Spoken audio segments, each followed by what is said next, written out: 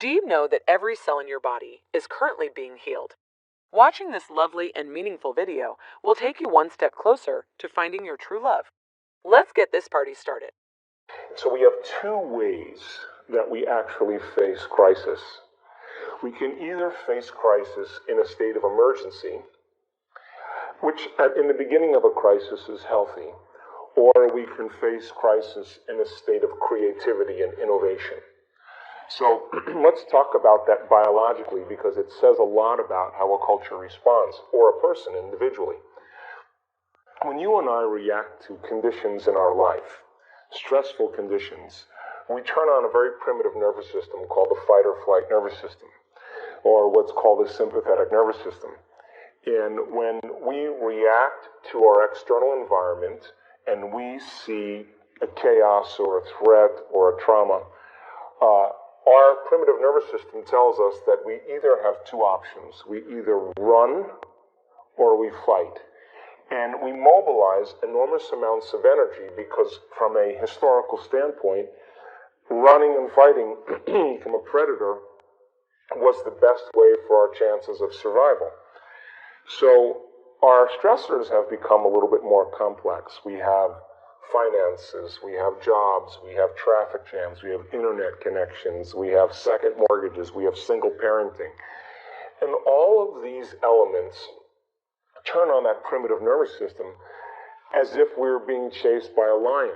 So in the short term, all organisms in nature can deal with short-term stress. A zebra gets chased by a lion, 15 minutes later it goes back to grazing and the stress is over. It returns back to homeostasis.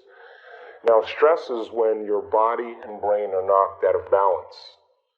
The stress response is what your body innately does to return itself back to order.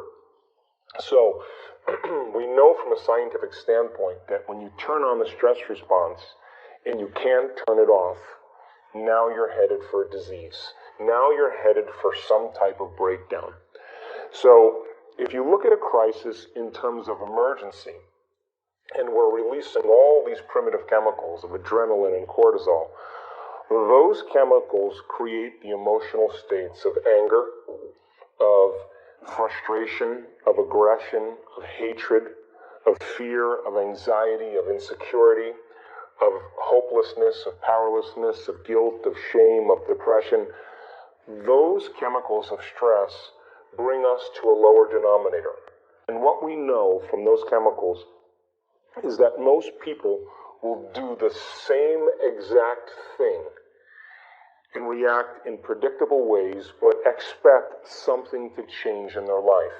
In other words, those chemicals endorse the ego, and we become very selfish. We become self-indulgent, self-centered, self-involved, self-important, self-serving, full of self-pity. It's all about the self.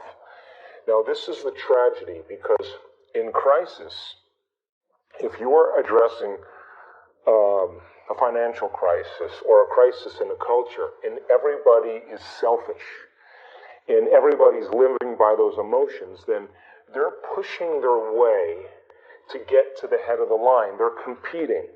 They're forcing outcomes.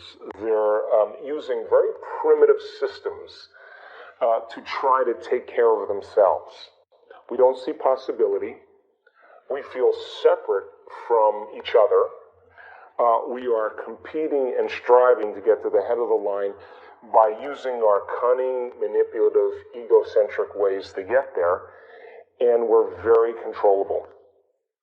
Fear is very controllable. Competition is very controllable. Anger and war divides individuals. Now, that is not a way to address a crisis, because the service to self, or taking care of the self, is the exact thing that enhances the crisis. Because if you and I are all doing the same, if we're all doing the same thing, then a culture becomes more divided. It becomes more disintegrated. It becomes more incoherent. And possibility then is not part of the equation.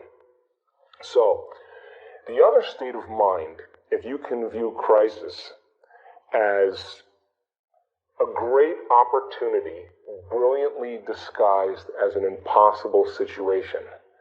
and you have to match the conditions in your environment with a new mind.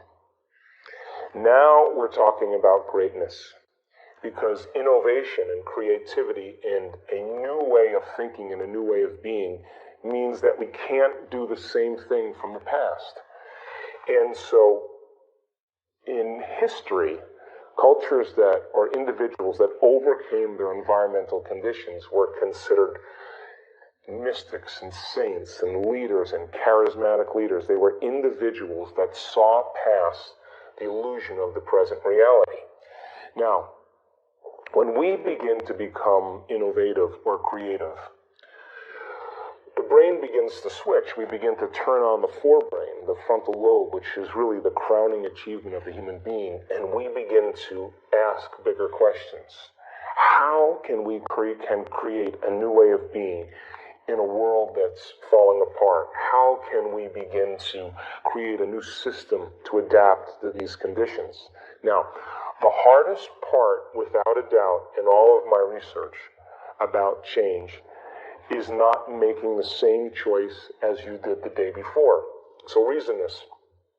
You think 60 to 70,000 thoughts in one day. Out of those 60 to 70,000 thoughts that you think, 90% of those thoughts are the same thoughts as the day before. So the same thoughts will lead to the same choices. The same choices will lead to the same behaviors. The same behaviors will create the same experiences. The same experiences create the same emotions, and those same emotions drive the same thoughts, and that's called a personality. And your biology is a reflection of your state of being. So then your personality is directly related to your personal reality. And your personality is made up of how you think, how you act, and how you feel. So in order for you to create a new personal reality, a new life, then you have to begin to examine the thoughts that you're thinking and decide if you want to continue thinking that way or choose a new way of thinking.